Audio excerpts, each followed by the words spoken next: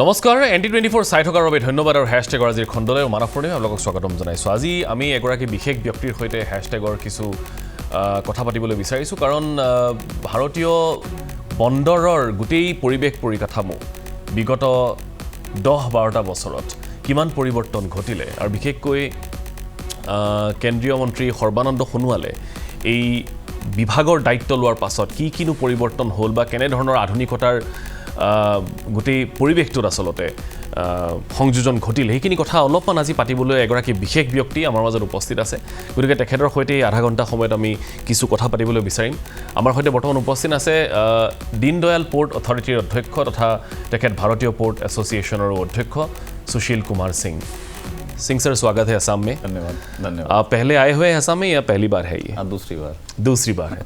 अच्छा, तो आज हम बात करेंगे थोड़े से पोर्ट के बारे में और जितना भी डेवलपमेंट्स या जितने भी ट्रांजिशंस देखे हैं in the last 5-10 years. So you have seen a lot of transitions and transformations in the Indian ports as well as the transportations. So where do you see India in the global maritime hierarchy by 2030 and 2045? Because केंद्रीय सरकार जब भी कुछ plan करते हैं तो वो बहुत फ्यूचरिस्टिक होता है। माननीय प्रधानमंत्री जी का जो विजन है, जो उनकी एक लीडरशिप है, उस लीडरशिप में जो उनका विजन है उसके तहत अगर आप देखें तो सारे sectors of the country are undergoing massive transformation. और इसका जो प्रधानमंत्री जी का जो विजन है वो ये है कि सेक्टर्स में वर्ल्ड क्लास इंफ्रास्ट्रक्चर की बात करें तो इंफ्रास्ट्रक्चर हो, लॉजिस्टिक्स को उसकी कॉस्ट कम की जाए, ईज़ ऑफ डूइंग बिजनेस बढ़ाया जाए, कॉस्ट ऑफ डूइंग बिजनेस कम किया जाए जी, और यूज़र फ्रेंडली पॉलिसीज़ हों और एक लीडरशिप पोजीशन हर सेक्टर में भारत देश को ग्लोबल मैप पे एक स्थापित हो जी। उसके तहत मैरीटाइम सेक्टर जो है वो भी एक इम्पॉर्टेंट सेक्टर है और इसका जो इंटरफेस है वो ग्लोबल है। तो सारा export import 90% of the volume जो होता है वो इसी सेक्टर के थ्रू जाता आता है। तो हमारे जो माननीय मंत्री जी हैं श्री हरमनंद सोनोवाल जी, उनके विजन में, उनके गाइडेंस में मैरीटाइम सेक्टर में भी एक बड़ा ट्रांसफॉर्मेशन हो रहा है जी। और उसके तहत चाहे वो इंफ्रास्ट्रक्चर की बात हो तो इंफ्रास्ट्रक्चर में पोर्ट की कैपेसिटी बढ़ाना, modernisation of port infrastructure, mechanisation करना, डिजिटलाइजेशन करना, और जो पॉलिसीज़ हैं और जो रूल्स हैं जो कहीं ना कहीं यूज़र को कंप्लायंस बर्डन बढ़ाती हैं उनको और स्मूथ करना और यूज़र फ्रेंडली बनाना, जिससे कि सिंगल विंडो टाइप का क्लियरेंस हो और लॉजिस्टिक्स में जो भी मूवमेंट हो रहा है उसकी विजिबिलिटी हो, तो सर्टेनिटी दिखाई पड़ती हो और उससे जो कॉस्ट में कमी आएगी, चाहे वेयर हाउसिंग हो, ट्रांसपोर्टेशन हो, इंटरलैंड का पेनिट्रेशन हो, road, rail, inland waterways connectivity to the port, so वो हो। और जो पार्टनर गवर्नमेंट एजेंसीज़ हैं, चाहे वो कस्टम्स की हों, चाहे वो लैब्स हों जो इंस्पेक्शन करते हैं, सिक्योरिटी है, इन सबको एक होल ऑफ गवर्नमेंट अप्रोच, सारी मिनिस्ट्रीज मिल करके एक कंपार्टमेंटलाइज वे में नहीं डील करें, एक होल ऑफ गवर्नमेंट अप्रोच हो। सबका ध्येय एक ही होना चाहिए, ऑब्जेक्टिव ये होना चाहिए कि जो cost of doing business it should come down and the cost of logistics should reduce, so that जो यहाँ का प्रोडक्ट है, जो मेक इन इंडिया की बात होती है, जो माननीय प्रधानमंत्री जी बोलते हैं make in India make for the world, so जो यहाँ का जो प्रोडक्ट है वो ग्लोबल मार्केट में कॉम्पिटिटिव हो। उसमें जो लॉजिस्टिक्स का जो कंपोनेंट है वो जितना कम किया जा सके उसको किया जाए, जिससे कि वो कॉस्ट वाइज कॉम्पिटिटिव हो और उससे हमारी जो पकड़ है ग्लोबल मार्केट्स पे, इंटरनेशनल मार्केट्स पे, वो यहाँ के प्रोडक्ट की बढ़े। तो इसके तहत बहुत से वर्टिकल्स हैं जिसमें मैरीटाइम सेक्टर में हमारे माननीय मंत्री जी के गाइडेंस में और उनकी लीडरशिप में काम हो रहा है। चाहे वो शिप बिल्डिंग की कैपेसिटी जनरेट करने की बात हो, चाहे वो डीकार्बनाइजेशन की बात हो जिसमें ग्रीन एनर्जी, ग्रीन फ्यूल की बात होती है, चाहे वो पोर्ट की कैपेसिटी बढ़ाने की बात हो, बड़े वेसल्स आएंगे तो ड्राफ्ट कैसे बढ़ाया जाए, डीपर वेसल्स आने वाले हैं तो उनको कैसे हैंडल किया जाए, प्रोडक्टिविटी कैसे बढ़ाई जाए पोर्ट्स की, और ऑटोमेशन हो, मैकेनाइजेशन हो, जिससे कि प्रोडक्टिविटी ओवरऑल जो ऑपरेशनल एफिशिएंसी है वो इम्प्रूव हो और पब्लिक प्राइवेट पार्टनरशिप की तरफ बढ़ें। तो जो लैंडलॉर्ड मॉडल है उसमें यह है कि आप जो प्राइवेट इंडस्ट्री में जो एफिशिएंसीज अवेलेबल हैं उनको कैसे लेवरेज करेंगे। उसको लेवरेज करने के लिए यह है कि आप ज़्यादा से ज़्यादा आप बेसिक कोर इंफ्रास्ट्रक्चर बनाइए and let the market play. तो मार्केट को उसको ऑफर करिए, let the market decide and offer the best of the technology, the best of the efficiency, and thereby it is a win win situation for all the stakeholders. जो shippers हैं, जो exporters हैं, importers हैं, सबके लिए उसका impact आता है। तो ये एक विजन है और 2030 मैरीटाइम इंडिया विजन, प्रधानमंत्री जी के नेतृत्व में एक विजन डॉक्यूमेंट रिलीज हुआ था, मैरीटाइम इंडिया विजन 2030, जिसमें बहुत से इंटरवेंशंस प्लान्ड हैं। उस इंटरवेंशन के तहत पॉलिसी इंटरवेंशन, इंफ्रास्ट्रक्चर के लिए इंटरवेंशन, आपके लॉजिस्टिक्स सप्लाई चेन के जो बाकी कंपोनेंट्स हैं उसके लिए इंटरवेंशन, ट्रेनिंग का इंटरवेंशन, सेफ्टी का इंटरवेंशन और ग्लोबल एक्सपोजर का इंटरवेंशन। तो वो सारे उसमें बड़े अच्छी तरह से स्ट्रक्चर्ड हैं, उस पर मंत्रालय काम कर रहा है। लेकिन अगर हम ग्लोबल पर्सपेक्टिव में बात करें तो आपको क्या लगता है कि can India realistically become one of the world's top maritime nations within the next 2 decades? आपको क्या लगता है? Yes, definitely. अभी आप देखिए जो वर्ल्ड बैंक की रिपोर्ट्स आती हैं, अभी एक कंटेनर पोर्ट परफॉर्मेंस इंडेक्स की एक रिपोर्ट आई है 2025 की, जो वर्ल्ड बैंक पब्लिश करता है। तो उसमें टॉप 100 पोर्ट्स के लिस्ट में हमारे 6 पोर्ट्स, कंट्री के, इंडिया के 6 पोर्ट्स उसमें एंटर किए हैं और ठीक ठाक पोजीशन है, 22वीं पोजीशन, 36वीं पोजीशन, 80 पोजीशन। तो ये दर्शाता है कि जो मार्केट में जो परसेप्शन है इंडियन पोर्ट्स का, जो परसेप्शन है वो इम्प्रूव हो रहा है। और जो की परफॉर्मेंस इंडिकेटर्स हैं जिस पे हम लोग पोर्ट को कंपेयर करते हैं कि यहाँ का पोर्ट सिंगापुर से कैसे कंपेयर करता है, हमारा पोर्ट कोलंबो से कैसे कंपेयर करता है, रॉटरडैम से कैसे कंपेयर करता है, एंटवर्प से कैसे कंपेयर करता है, तो उन पैरामीटर्स के भी उसमें वेटेज दिया जाता है। उससे ये अभी की जो फिगर्स हैं उससे ये हमारे बहुत से पोर्ट्स हैं जो इंटरनेशनल बेंचमार्क से भी बेटर परफॉर्म कर रहे हैं। तो ये अब बदलाव दिखाई पड़ रहा है। जो पिछले 10 साल में जितना भी इनपुट गया है, चाहे कैपेसिटी बढ़ाने का हो, चाहे ऑपरेशनल एफिशिएंसी इंप्रूव करने का हो, चाहे प्राइवेट पार्टिसिपेशन बढ़ाने का हो, उसके थ्रू एफिशिएंसी बढ़ाने का हो, वो अब रिजल्ट दिखाने लगा है। सिमिलरली शिप बिल्डिंग में भी जो टारगेट है, अभी बहुत सी पॉलिसीज आई हैं, अगर आप देखें शिप बिल्डिंग को प्रमोट करने के लिए shipbuilding financial assistance scheme आई है, उसको जो है जो हार्मोनाइज लिस्ट ऑफ इंफ्रास्ट्रक्चर में डाला गया है, जिससे उसकी लोनिंग है, उस पर जो फंडिंग है वो इजी टर्म्स में हो सके, लॉन्ग टर्म फंडिंग मिल सके। गिफ्ट सिटी एक अच्छा कॉन्सेप्ट है जो गुजरात में, अहमदाबाद में है, जहाँ पे बहुत सी बेनिफिट्स हैं, जहाँ पे आप रजिस्टर करें और अपने वहाँ से ऑपरेट करें तो बहुत से ऐसे एवेन्यूज़ खोले गए हैं ट्रेड के लिए और मैन्युफैक्चरिंग सेक्टर के लिए। और प्रधानमंत्री जी बार बार बोलते हैं ship building is a mother industry. तो अगर एक शिप बिल्डिंग की इंडस्ट्री यहाँ लगती है तो उसके तहत बहुत सी एंसिलरी यूनिट्स आती हैं, बिकॉज उसमें फिर लोहा भी कटता है, उसमें पाइप भी लगता है, उसमें इंजन्स भी लगते हैं, उसमें कंप्रेसर भी लगता है और उसमें जो फर्निशिंग्स भी लगती हैं। तो एक इंडस्ट्री 1000 इंडस्ट्री को डेवलप कर सकती है। तो ये एक बहुत बड़ा विजन है और इस विजन पे बहुत अग्रेसिवली ये गवर्नमेंट काम कर रही है और सारे डिपार्टमेंट, सारी मिनिस्ट्रीज इसको फैसिलिटेट करने के लिए लगी हुई हैं और इस तहत बहुत सी 3-4 अच्छी पॉलिसीज आई हैं जिनका इम्पैक्ट अब धीरे धीरे मार्केट में आने लगा है। लेकिन आपने जैसे बोला कि बहुत से एवेन्यूज़ है, बहुत से स्कीम्स है, तो ग्राउंड लेवल में जो लोगों के बीच ये अवेयरनेस कितनी बड़ी है कि कितनी वो लोग कितना अवेयर है कि ये स्कीम्स के हम लाभ उठा सकते हैं या इस एवेन्यू में हम काम कर सकते हैं? हाँ, स्कीम्स अभी आई हैं और अब स्कीम्स आने के बाद एक अवेयरनेस का एक मुहिम चली हुई है जिसमें बहुत सी कॉन्फ्रेंसेस की जा रही हैं और विजिट्स कराए जा रहे हैं। बाहर की इंडस्ट्रीज़ यहाँ आ रही हैं, यहाँ के लोग बाहर रोड शो कर रहे हैं जिसमें स्कीम्स के बारे में डिटेल्स उनको एक्सप्लेन किया जा रहा है, मेथोडोलॉजी क्या है और किस तरह से ये डिसबर्समेंट होगा, किस तरह से आप इसके लिए एलिजिबल होंगे इस स्कीम के लिए और अल्टीमेटली लॉन्ग रन में क्या बेनिफिट्स आपको ऑफर होंगे।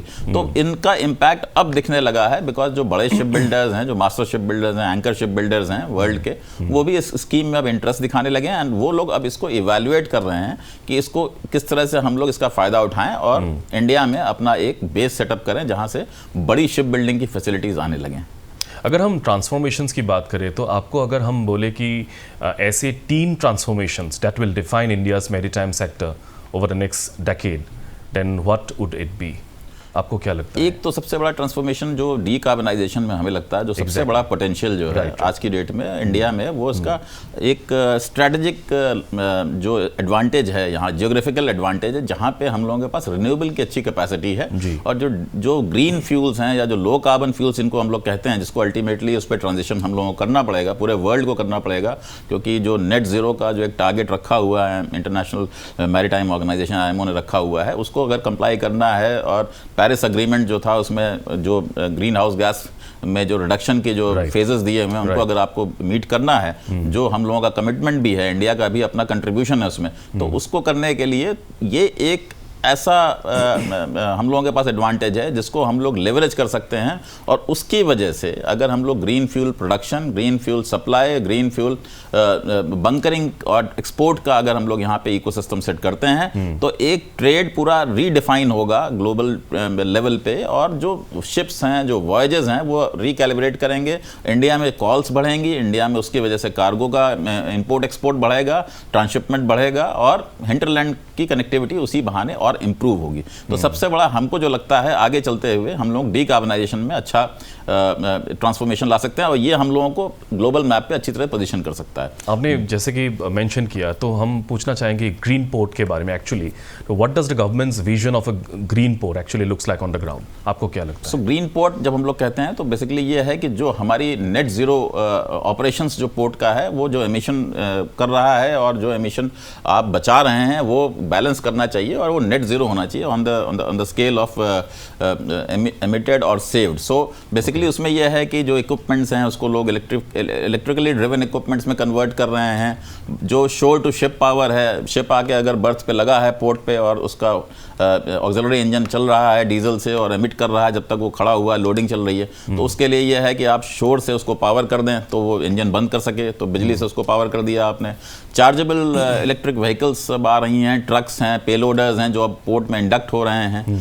रिन्यूएबल एनर्जी पे जोर है तो सोलर पावर बेस्ड फैसिलिटीज़ लगाई जा रही हैं और ये भी एक मैंडेट दिया जा रहा है कि भाई ग्रिड से भी हम लोग रिन्यूएबल एनर्जी, ग्रीन एनर्जी जितना ज़्यादा ले सकते हैं, इवैक्यूएट कर सकते हैं, वो हम लोग टैप करें, अपने लिए यूज़ करें।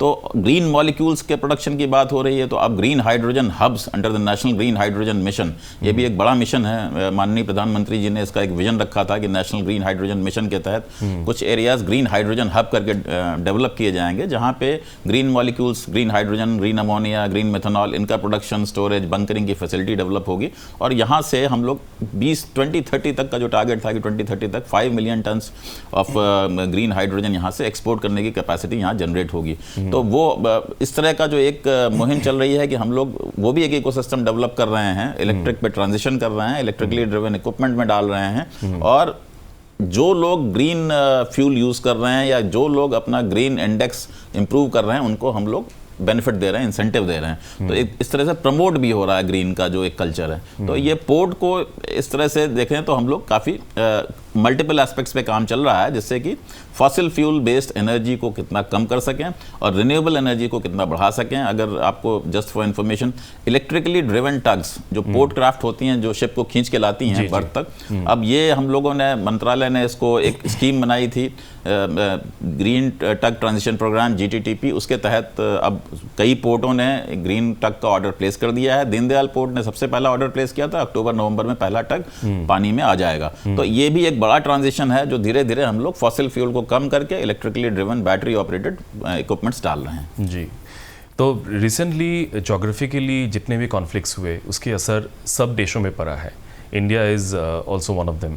सो आपको क्या लगता है कि रिसेंट ग्लोबल जो कॉन्फ्लिक्ट्स है, had they disrupted important shipping routes and globally supply chains? How vulnerable is India in such disruptions? आपको क्या लगता है?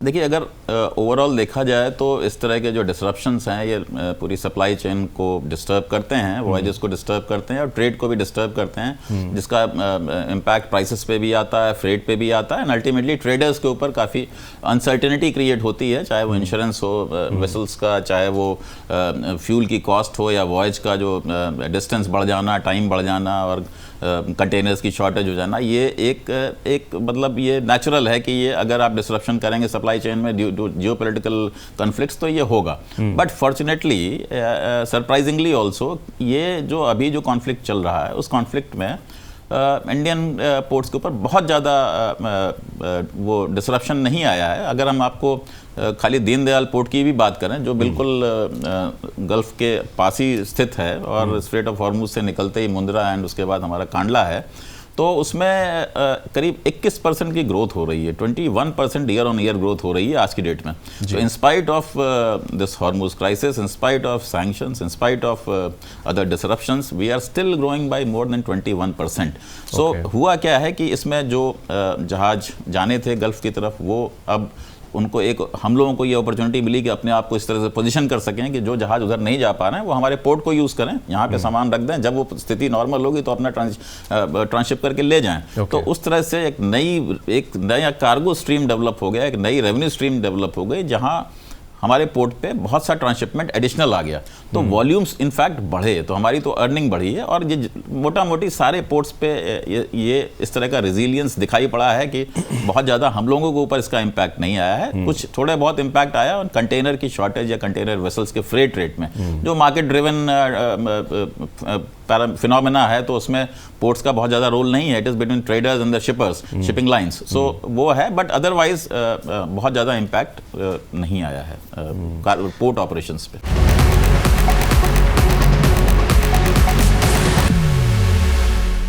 एक समय ऐसा भी था जब कहा जाता था कि Indian waterways were once an underutilised mode of transport in India. तो how has the sector transform during the last decade? आपको इसमें चेंजेस कैसे दिख रहे हैं? इनलैंड वाटरवेज पे बहुत फोकस है आज की डेट में, इनलैंड वाटरवेज पे बहुत फोकस है, बिकॉज ये मॉडल शिफ्ट बहुत ज़रूरी है। रोड्स पे जो कंजेशन है, रेलवेज़ में जो कंजेशन है, इंटरलैंड में इंटरनल जो कनेक्टिविटी है, उस पर अगर कार्गो वाटरवेज पे शिफ्ट होता है तो एक तो एनवायरनमेंट फ्रेंडली है, कॉस्ट इफेक्टिव है, एंड जो pressure road and rail infrastructure पे वो थोड़ा कम होगा, तो उनका कंजेशन भी कम होगा। तो उस तरह से देखें तो अभी नेशनल वाटरवेज जो डिक्लेयर किए गए हैं, उसमें जो ड्रेजिंग का काम है, उनको यूनिफॉर्म चैनल क्रिएट करना, डेप्थ बनाना, लॉक्स क्रिएट करना, और जो जेटीज़ का जो प्लेसमेंट है वो करना, तो इस पे बहुत तगड़ा फोकस है इस समय, बहुत अच्छा फोकस है। और ये धीरे धीरे ये जब पोर्ट्स से इनलैंड वाटरवेज की कनेक्टिविटी का एक जो चल रहा है, एक प्रोजेक्ट है, एक जो एक्टिविटी चल रही है, जिसमें कि हम लोग पोर्ट्स को भी इनलैंड वाटरवेज जो बगल में अगर कोई रिवर है, जो वाटरवे जो अंदर उसको फर्दर ले जा सकती है हिंटरलैंड को, तो उसको यूज़ करने का जो एक इंटीग्रेशन है between ports and rivers, so that is also being explored and worked upon. So कुछ दिन में आप देखेंगे कि इनलैंड वाटरवेज जैसे यूरोप वगैरह में एक्सटेंसिव यूज़ होता है, वाटरवेज वहाँ पे एक्सटेंसिव यूज़ होते हैं पोर्ट्स के साथ, चाहे आप रॉटरडैम देख लें, चाहे आप एंटवर्प देख लें, तो वो हैम्बर्ग देख लें, तो उन पोर्ट्स के साथ इनलैंड वाटरवेज के थ्रू वो इवैक्यूएशन होता रहता है, बड़ा स्मूथ सिस्टम है। तो सिमिलर टाइप ऑफ इकोसिस्टम बहुत जल्दी आपको इंडिया में भी दिखाई देगा। असम के बारे में अगर हम आपसे पूछे तो आपको क्या लगता है कि इनलैंड वाटरवेज के बारे में हो या जो शिप ट्रांसपोर्ट के बारे में हो, तो Assam, where is Assam position right now? Assam को इनलैंड वाटरवेज का ही जो कनेक्टिविटी उसी को डेवलप करना होगा, उसको उस पर काम चल रहा है, मंत्रालय का फोकस उस पर है। और ये धीरे धीरे यहाँ पे रिपेयर की भी फैसिलिटी, आपके इनलैंड वाटरवे जो वेसल्स चलेंगे, छोटे वेसल्स चलेंगे, उनकी फैसिलिटी यहाँ पे, उसके बाद ट्रेनिंग की फैसिलिटी, जो क्रू हैं उनकी ट्रेनिंग एंड उनको उनकी स्किल को अपग्रेड करने का जो काम है वो। और तीसरा, अभी हम लोगों ने असम के साथ एक, आपको मुझे बताते हुए खुशी हो रही है, हम लोगों ने असम पेट्रोकेमिकल्स के साथ एक बड़ा जॉइंट वेंचर, एक कोलैबोरेटिव प्रोजेक्ट लिया है, जिसमें हम लोग ई मेथनॉल, जिसको ग्रीन मेथनॉल कहते हैं, रिन्यूएबल मेथनॉल, उस पर हम लोग कांडला में काम करेंगे, कांडला में सेटअप करने जा रहे हैं। तो हम लोगों के पास बेसिक इंफ्रास्ट्रक्चर है, चाहे वो लैंड कह लें, रिन्यूएबल एनर्जी कह लें, पानी कह लें, जो डिसैलिनेशन करके पानी दिया जाएगा, और असम पेट्रोकेमिकल्स के पास उसकी एक्सपर्टीज़ है, नॉलेज है, नो हाउ है, और डोमेन एक्सपर्ट्स हैं। तो हम लोगों ने हाथ मिलाया आपस में और एक बड़ी फैसिलिटी हम लोग वहाँ सेटअप करेंगे। तो असम हम लोग उस तरह से भी लिंक कर रहे हैं ईस्ट एंड वेस्ट को, असम के साथ सीधा गुजरात का जो एक इंटरलिंकिंग हो रही है, इसमें हमारे माननीय मंत्री जी श्री सर्बानंद सोनोवाल जी ने इसका हम लोगों को गाइडेंस दिया। ऑनरेबल चीफ मिनिस्टर जो यहाँ के हैं, तो उन्होंने, पिछले बार हम लोग आए थे तो वो ये एक MOU भी एक्सचेंज हुआ था। तो स्टेट एंड सेंटर का बहुत अच्छा ये कोलैबोरेशन है, जिसमें हम लोग Kandla and AP Assam petrochemicals limited मिलकर कोलैबोरेट करेंगे। तो वो एक, उसके थ्रू फिर टेक्नोलॉजी ट्रांसफ़र, नॉलेज शेयरिंग और आना जाना होगा, तो और नए नए एवेन्यूज़ यहाँ भी दिखाई पड़ेंगे। यहाँ पे कुछ इंडस्ट्री आएंगी या यहाँ से वहाँ कुछ इंडस्ट्री आएंगी, नॉलेज आएगी, उस पर भी काम होगा। आपने जिक्र किया सर्बानंद सोनोवाल जी का, जी। तो जो असम के भूतपूर्व मुख्यमंत्री रहे हैं, जी। तो उन्होंने इस डिपार्टमेंट में अभी 5 साल से ज़्यादा जी। उनकी मिनिस्ट्री में है। तो उनके दायित्व के बाद आपको क्या लगता है कि what are the changes and what is his approach in this department? So हमारे जो मंत्री जी हैं सर्बानंद सोनोवाल साहब, वो एक बहुत ही फॉरवर्ड लुकिंग उनका एक विजन होता है, और जो भी काम मतलब हम लोग प्रपोज करते हैं, जो उनको लगता है कि इससे देश में या मैरीटाइम सेक्टर में डेवलपमेंट होगा, उसको पूरी तरह से उनका सपोर्ट रहता है। तो वो एक हम लोगों को बड़ा एक मोटिवेशन रहता है कि ऑनरेबल मिनिस्टर साहब के सपोर्ट से हम लोग इसमें आगे बढ़ते हैं। और बहुत सी पॉलिसीज़ अगर आप देखें, बहुत सी इधर बीच जो पॉलिसीज़ आई हैं, जितनी पॉलिसी में जो चेंजेस हुए हैं, जो इंटरवेंशंस हुए हैं, जो यूज़र फ्रेंडली बनाई गई हैं, जो ऑब्सोलीट प्रोविजंस थे या रेगुलेशंस थे, रूल्स थे, उनको हटाना और कंप्लायंस बर्डन कम करना, सी फेयरर्स पे जो फोकस है, शिप बिल्डिंग पे जो फोकस है, ये तभी पॉसिबल हो पाया कि हमारे जो ऑनरेबल मंत्री जी हैं सर्बानंद सोनोवाल जी ने उस पर बराबर फोकस बनाए रखा। वो टाइम पे रिव्यू करते हैं, उसको देखते हैं, और उनका इंटरफेरेंस मतलब पॉजिटिव वे में होता है कि हाँ, इसको इस तरह से प्रमोट किया जाए, इस तरह से इसको बढ़ाया जाए, और नए नए आइडियाज़ जो वो देते हैं उस पर जो इम्प्लीमेंटेशन होता है। तो उन्होंने एक अच्छा सबको काम करने की जो फ्लेक्सिबिलिटी दी हुई है, और जो इनोवेट करने की सबको उन्होंने वो दिया हुआ है। तो उसके तहत बहुत सी चेंजेस हुए हैं इधर बीच कुछ सालों में, जो साहब के टेन्योर में हुए हैं, शायद इसके पहले नहीं हुए थे। आपने कुछ देर पहले जिक्र किया था hydrogen, green hydrogen and green maritime fuels की। तो इंडिया आज के डेट में ग्रीन हाइड्रोजन या ग्रीन मैरीटाइम फ्यूल्स के लिए इंफ्रास्ट्रक्चरली कितनी एडवांस पोजीशन में है, आपको क्या लगता है? ये देखिए, ये जो ग्रीन हाइड्रोजन का जो सेक्टर है, ग्रीन अमोनिया का जो सेक्टर है, ये अभी नेसेंट स्टेज पे ही है। मतलब ये अपकमिंग न्यू टेक्नोलॉजी है। तो इसमें इलेक्ट्रोलाइजर्स की जो कैपेसिटी है, इलेक्ट्रोलाइजर्स की जो मैन्युफैक्चरिंग कैपेसिटी वर्ल्ड वाइड है, that is one of the important constraints जो आज भी है। तो धीरे धीरे इसमें डेवलपमेंट हो रहा है, और इंडिया में भी फॉर्चुनेटली इंडिया ने भी अच्छी स्पीड पकड़ ली है। सो इंडिया जो है वो फ्यूचर रेडी होने के लिए पहले से ही उसने एडवांस में एक्शन ले रखा है, और नेशनल ग्रीन हाइड्रोजन मिशन ने इसमें बहुत हेल्प की है। जो एक नेशनल ग्रीन हाइड्रोजन मिशन के एक मिशन डायरेक्टर हैं MNRE में, जिनको अपॉइंट किया गया, तो उनको एक ये नोडल एजेंसी बनाई गई कि भाई आप हाइड्रोजन के डेवलपमेंट पे, हाइड्रोजन में क्या क्या चीज़ें, इंसेंटिव कैसे दिया जा सकता है। स्कीम में कुछ 19,000 करोड़ का इंसेंटिव भी दिया गया कि भाई इलेक्ट्रोलाइजर बनाने के लिए मेक इन इंडिया। और आपको बताएं, कांडला ने L&T लार्सन एंड टूब्रो से डिज़ाइन और बनाया हुआ मेक इन इंडिया का इलेक्ट्रोलाइजर लगाया, कमीशन किया, और एक छोटा 1 मेगावाट का प्लांट वहाँ ऑपरेशनल किया। 5 मेगावाट पे फर्दर काम चल रहा है। 5 टन पर डे का बायोमिथेनॉल का काम चल रहा है। तो ये, और वहाँ पे बड़े इंडस्ट्री प्लेयर्स, चाहे लार्सन एंड टूब्रो हो, चाहे वो रिलायंस हैं, AM ग्रीन्स हैं, वेल्सपन है, ये सारे लोग वहाँ पे अपने गीगा स्केल की फैसिलिटी लेके आ रहे हैं। तो ग्रीन हाइड्रोजन एंड अमोनिया के सेक्टर में जो हमारी अंडरस्टैंडिंग है, हम लोग किसी देश से पीछे नहीं है, बल्कि बहुत से देश से आगे ही चल रहे हैं। और हमें लगता है टॉप 5 कंट्रीज़ में अगर हम लोग देखा जाए तो इंडिया उसमें आता है। तो जैसे कि हमने बात किया कि बहुत सी विजिबल चेंजेस हुए हैं in terms of capacity, in terms of efficiency, in terms of turn around time और ग्लोबल कम्पिटिटिवनेस। तो आपको क्या लगता है, इसके बारे में आपका क्या थिंकिंग होगा?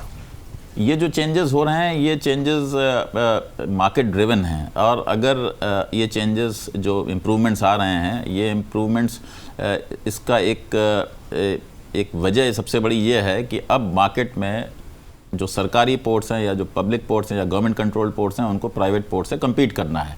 दोनों तरह के इकोसिस्टम में पोर्ट्स हैं, private ports and government ports. Now ports को ऑटोनॉमस बॉडी बना दिया गया है। मेजर पोर्ट अथॉरिटी एक्ट के तहत पूरी ऑटोनॉमी पोर्ट्स को दे दी गई है, सरकारी पोर्ट्स को, गवर्नमेंट के पोर्ट्स को।